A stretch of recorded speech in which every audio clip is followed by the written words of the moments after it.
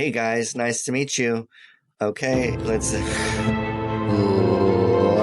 get ready to eat some cheese. Yo, Diddy's all like the way say Mr. Barrel here.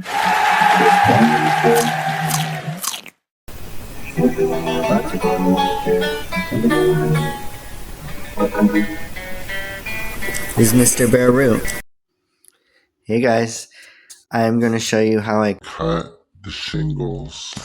So this is the tar paper.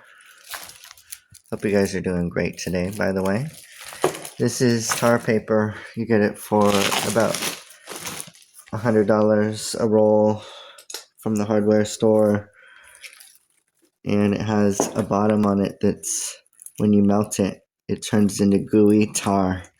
And so we have these shingles right here. I cut them into shapes like this, and then I roll around them off.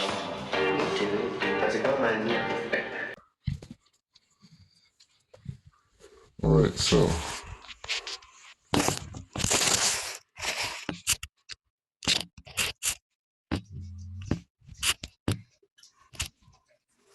I cut a strip about 4 inches wide, or actually more like 3 inches.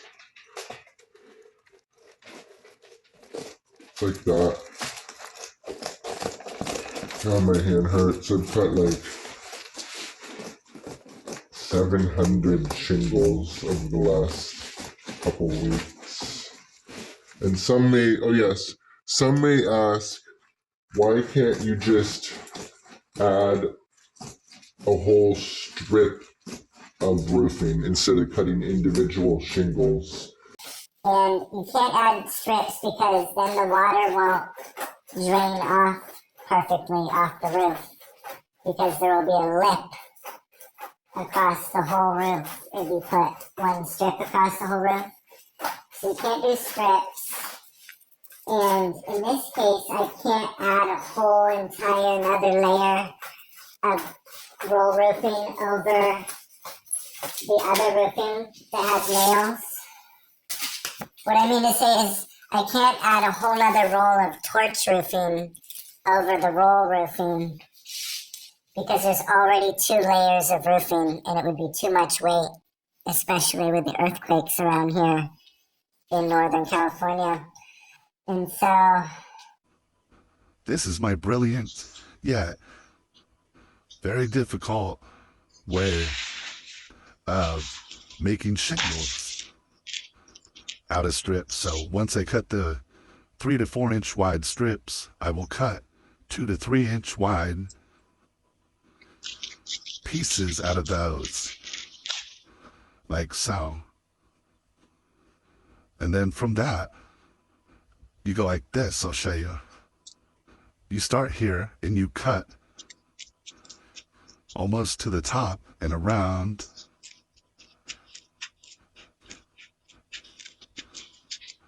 And that's how you make a shingle.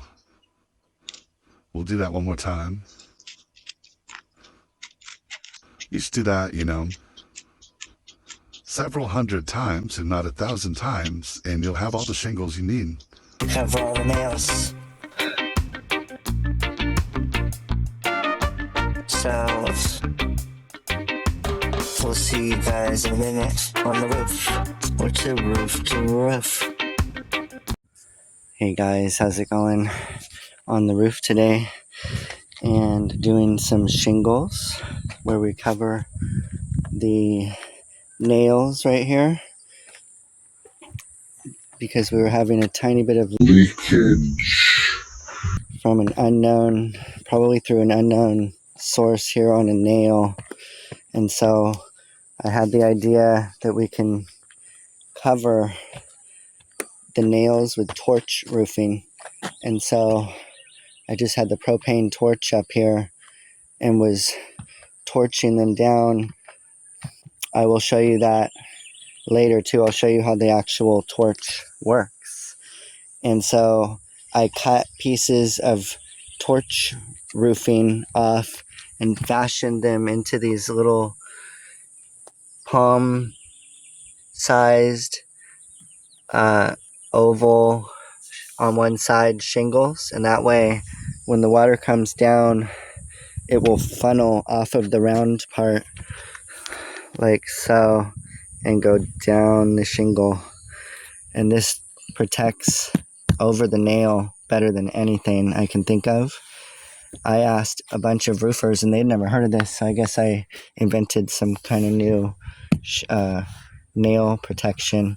So now I don't think the roof's ever going to leak again for another 50 years. Definitely not through the nails.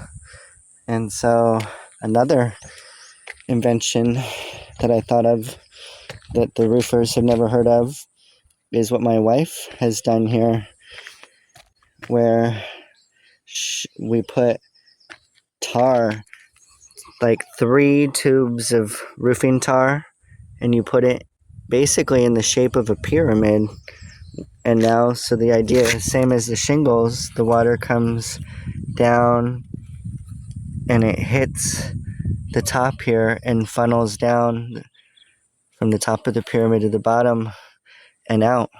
Because every time it rained on our skylights, it was puddling up right there, and then the water would sit there for days until it eventually evaporated, and you can tell it was doing wear and tear on the shingle, on the roofing right there, and it was eventually going to leak on the tops of the skylights. So there you go, that's how you do the first phase of funneling the water away from the top of the skylights. Also, you have to make the tar highest in the center right here and go lower and lower as it gets to the edge. So it really is like a 3-dimensional pyramid, you could say, that you're making out of tar. And so this has had, it's taken 2 layers so far, where my wife has had to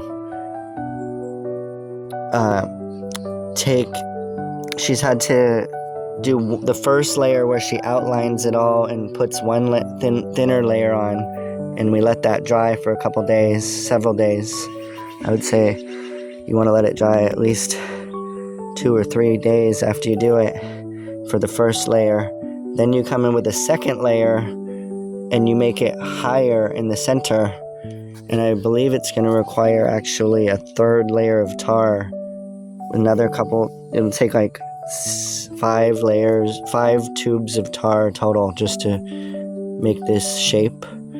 But then we're gonna take a piece of roofing torch, or torch roofing, and in this same, I'm gonna cut it in this same shape, kind of like one of these giant shingles that I did already, and put that torch roofing over that 3-dimensional pyramid, and it's gonna last for 50 years just like the shingles, and funnel the water away from the top of the skylight from all directions. And I'll get back to you with a second video on this when it actually is raining. I'll film it and let you know if it actually works and how it's holding up and everything. But I believe that's the best solution to getting rid of, to eliminating the puddles at the tops of your skylights, and the best solution to cover your nails with. So there you go. It's could maybe kind of, some might say it's a little bit ugly, but actually it kind of looks like a gingerbread roof now, and I think it's not bad. It looks, and it's going to also slow the water down, because the water is going to hit the top of each one of those little shingles right there, and each time it hits a shingle, it's like that game Plinko.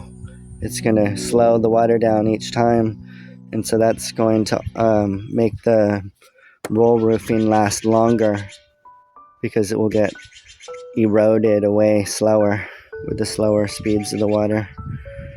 So there you go. I'm also going to film the torch roofing here in a little bit. This is my other new invention right here. I'm probably claiming all these inventions, but someone's like, hey, wait a second, I already thought of that. But right here, we're at the bottom of the skylights now, and it's tricky at the corners of each skylight. You have to cut the roll roofing into these 2 flaps like that to flap it around like that, and then, but right here, right there, that's where the water's going to come down the roof, and it's going to wear away right here and eventually get in. So I'm going to put one more of these shingles like that. Hey guys, how's it going? Here we go. We're going to roof to roof. We're torching these today.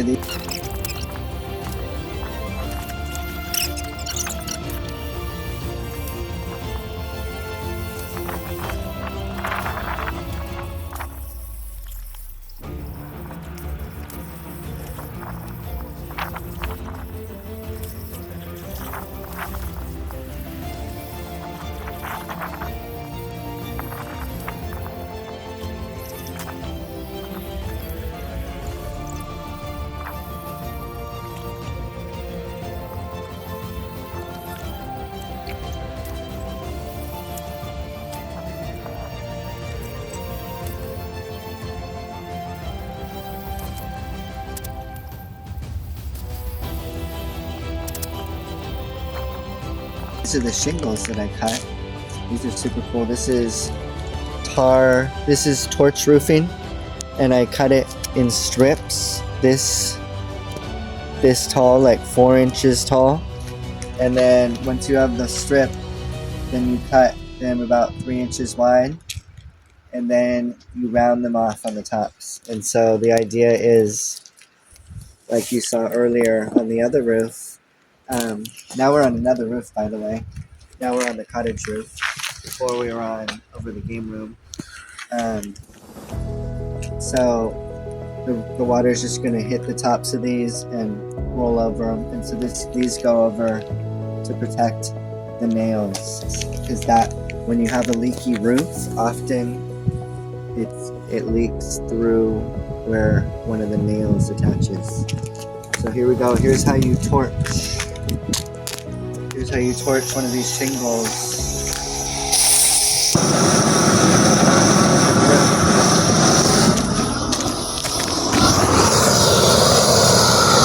You want to get it less than that, like just a little bit like that. And then I get one of these. This is the handle, and it's like one of those painter scaffold things. And so torch it just for about 15 seconds or so, and you'll see it starts melting there. I'm gonna get a close up of that. It starts melting. But you don't want to do it too much. That's perfect. Otherwise, it starts melting the other side. And then you just clap it. I blew the roof off, by the way, first. You have to blow the roof off with an electric blower to get all the leaves off. And that goes right over the nails. So the nail part is right here. I like to put just the bottom of this shingle over the nail. And there we go. It makes it indestructible over the nail. Let's do another one. And then we'll go time lapse after this one. Tell them why you don't torch it down on the roof. Oh, by the way, I put a log up right here with a piece of metal, and so that keeps the shingle away from torching and getting the roof hot. And this is a 20-gallon propane tank that I got from Amazon. I love Amazon. And this is like a blowtorch attachment that's like $30 from Amazon. And you just turn the knob, click, and it torches. And this is great for doing fires also. Campfires or burning brush. It's way better than using gasoline. you go. It's melted. You can melt it a little more once it's on the candle. Pop it over.